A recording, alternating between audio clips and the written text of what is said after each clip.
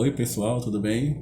Eu sou Álvaro Costa, psicólogo do Espaço de Cronicidade e voltei aqui para conversar um pouco, na verdade continuar a conversa do vídeo anterior sobre o sentido da vida em Viktor Frankl e em Jung, né? Eu estou aqui daqui a uns 15 minutos no máximo, vai chegar um paciente para eu atender, então essa conversa de fato vai ter que ser uma conversa um pouco mais rápida, mas eu confesso que eu tô gostando desse tipo de vídeo, que é um vídeo mais despojado, é um vídeo mais prático de fazer, inclusive, porque são temas improvisados. Eu quero falar tal coisa, eu ligo a câmera e vou falando, né? Eu tô aqui de máscara, claro, porque eu tô atendendo aqui, tem álcool gel, mas assim que o paciente chegar, eu vou levantar minha máscara e vou trabalhar, né?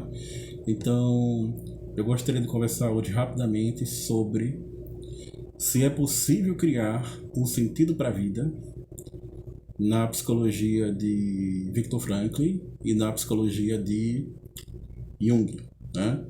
Em suas respectivas psicoterapias, em suas respectivas clínicas e nos seus trabalhos, né? E no nosso trabalho de psicólogo. No meu caso, eu sou psicólogo junguiano, né? Eu me utilizo de uma abordagem junguiana, de um método junguiano. Se vocês ouvirem barulho, é porque eu estou aqui na recepção e logo à minha frente tem um corredor e eu deixei a porta aberta para caso o paciente ele chegue um pouquinho mais cedo, né? Porque tem paciente que gosta de chegar um pouco mais cedo, ele já entrar e eu vou suspender o vídeo da hora, né? Então é possível que alguns barulhinhos vocês possam ouvir, né? Mas sim, é possível criar um sentido para a vida na psicologia de Viktor Frankl? Bom, não é possível. Por quê? Parece ser uma resposta estranha, né? Porque a logoterapia, né, o método de Franklin, é conhecido como a psicologia do sentido da vida, a psicoterapia do sentido da vida, né? E como não é possível criar um sentido para a vida, segundo Viktor Frankl? Porque a vida já possui um sentido pré-estabelecido. O sentido da vida já está dado. O que ainda será dado é a própria existência, né? O sentido da vida é algo que molda a existência humana. O sentido da vida possui uma força objetiva. Para Viktor Frankl, o sentido da vida não é uma ilusão e nem é uma invenção do nosso puro subjetivismo. Ninguém vai criar um sentido para a vida. O sentido da vida é que vai nos criar, tá? Eu mencionei que Viktor Frankl vai utilizar uma epistemologia kantiana, assim como o Jung, entre várias epistemologias que o Jung vai trabalhar, também vai se utilizar de uma epistemologia kantiana. E na filosofia de Kant, quem é o sujeito do conhecimento, né? É aquele sujeito que está passivo, esperando que o mundo se abra para ele e ofereça o seu sentido, o seu significado, né? Para Kant, a gente não pode ter a ilusão de ter um conhecimento totalmente objetivo do mundo, tá? Porque o nosso conhecimento do mundo passa pelas nossas limitações de percepção, de memória, né? De sensação, né? De formação de juízo. E deixa de ser esse tipo de sujeito para ser um sujeito que vai orbitar em torno dos objetos, né? Que vai vivenciar do ponto de vista epistemológico, mas também existencial, do ponto de vista da consciência, uma revolução copernicana, ou seja, o imperativo categórico, ou seja, o mandamento divino, ou seja, algo que possui força de objetividade, vai guiar o sujeito, tá? E cabe a esse sujeito articular a sua própria experiência de acordo com o seu próprio conhecimento e desenvolver uma razão prática, né? Há certos limites que nós não conseguimos ultrapassar, mas nós podemos tentar resolver pela vontade certos problemas morais e existenciais, tá?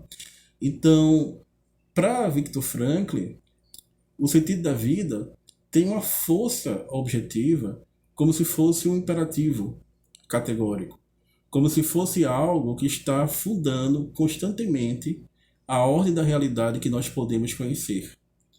E nós podemos conhecer a realidade do mundo, nós podemos conhecer a partir da nossa experiência, a partir dos juízos a priori que chegam para a gente, dos juízos categoriais formados antes da experiência. O Kant vai fazer uma distinção epistemológica muito precisa em relação a juízo a priori, em relação a juízo sintético, né? Em relação a juízo anterior à experiência, em relação a juízo posterior à experiência. Mas o mais fundamental é a gente entender que na conversa com o psicólogo, pelo nosso discurso, pela nossa falta, vai surgir objetivamente, segundo o Viktor Frankl, segundo o seu método, as condições pelas quais nós podemos reconhecer o sentido da vida agindo objetivamente na nossa existência. E nós vamos poder moldar a nossa existência de acordo com o sentido da vida, né?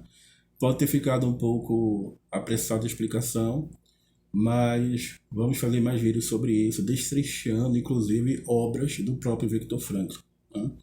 E para Jung, é possível criar um sentido para a vida? Bom, para Jung é possível criar um sentido para a vida. E como é que a gente cria um sentido para a vida? A gente cria um sentido para a vida por meio de uma atitude simbólica, né? E aí, o que é atitude? Atitude é uma forma de direção da consciência, né? É uma forma de direcionamento da libido, né? Da energia psíquica, né? Mas também da vontade, que é um afeto disponível à consciência. E o símbolo é essa dimensão psicológica que surge e que nos coloca em contato com o completo desconhecido, com o inconsciente, com aquilo que é radicalmente outro, com o indizível de maneira insuperável. Existe uma corrente na psicologia junguiana que eu respeito, que vai dizer que tudo é símbolo, que tudo é simbólico. Bom, eu não lembro se o Jung chegou a afirmar isso, porque uma coisa é aquilo que Jung falou, aquilo que Jung escreveu, outra coisa é aquilo que se fala em nome de Jung, né? Eu não lembro se Jung falou o que as pessoas falam, mas eu respeito. Eu respeito que as pessoas tenham a leitura delas, cheguem às conclusões delas e tenham a prática delas, tá? Mas o fato é que existem os símbolos e existem os sinais, né?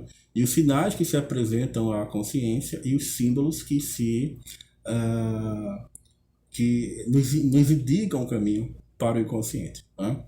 É bom lembrar que Jung se utilizou de uma terminologia kantiana, mas ele não era um kantiano radical. Por exemplo, para Kant nós não podemos ter uma experiência de Deus, uma experiência de mundo, uma experiência da alma. Para Jung nós podemos ter uma experiência de Deus, podemos ter uma experiência do mundo, podemos ter uma experiência da alma, se bem que não é o psicólogo que vai dizer ao paciente quem é Deus, e nem é o psicólogo que vai dizer a Deus o que é o mundo, né? Que vai dizer ao paciente o que é o mundo. É o paciente que vai descobrir, né?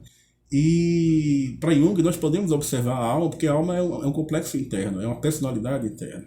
A alma age como um complexo. Então, nesse momento, Jung não é tão kantiano. Em outros momentos, sim. Assim como para a criação do sentido da vida, um filósofo muito importante para o Jung vai ser o Nietzsche. E em alguns momentos nós vamos ter ecos nietzschianos na obra de Jung, e em outros momentos não. Por exemplo, um eco nietzschiano que ressoa na psicologia de Jung e que é importante para a gente compreender o sentido da vida é a transvaloração dos valores. Os valores fazem parte do simbólico. E se você transcender, se você for além dos seus valores atuais, por meio de uma atitude simbólica, você consegue criar um sentido para a vida. O próprio Viktor Frankl vai citar várias vezes uma frase do Nietzsche: quem tem o porquê pode suportar todos os comos. E há momentos que Jung não é nietzschiano. Por exemplo, não faz sentido, inclusive do ponto de vista psicológico, para Jung você afirmar a morte de Deus, por exemplo, como Nietzsche afirma, né? Pode ser até que nós não acreditemos mais nos deuses pagãos, ou até mesmo que nós não acreditemos no Deus judaico-cristão, no Deus judaico-cristão, no monoteísmo judaico-cristão. Tudo isso é possível. Mas as forças psicológicas, processos psicológicos que geraram esses deuses, esses mitos, o sagrado, continuam a existir e continuam atuando em nós. E nesse sentido, eles são reais. Eles são reais por quê? Porque as representações psicológicas, coletivas, as forças psicológicas, os processos psicológicos que deram origem a essas representações míticas, ou mitológicas, ou sagradas, ou místicas, etc., continuam a agir em nós. Então, eu não acredito mais no Deus Apolo, eu não creio mais no Deus Dionísio. Sim, mas o processo psicológico que gerou a representação coletiva, com a imagem de Apolo, continua a existir, continua agindo em mim. E as representações psicológicas que são fundamentadas por processos psicológicos que deram origem à figura de Dionísio enquanto representação coletiva, continuam a existir e continuam agindo sobre mim. Embora eu não acredite em Dionísio e embora eu não acredite em Apolo. É essa a perspectiva do Jung. Então, é possível criar um sentido para a vida em Jung, ingressando no paradoxo de que a vida é sentido e de que a vida é não sentido. A vida é duas coisas, é sentido e não sentido. Para Viktor Frankl, o sentido é incondicional, o sentido sempre existe. Para Jung, para existir o sentido, é necessário que haja também a falta de sentido, o não sentido. Tá? Então, é isso, pessoal. Muito obrigado.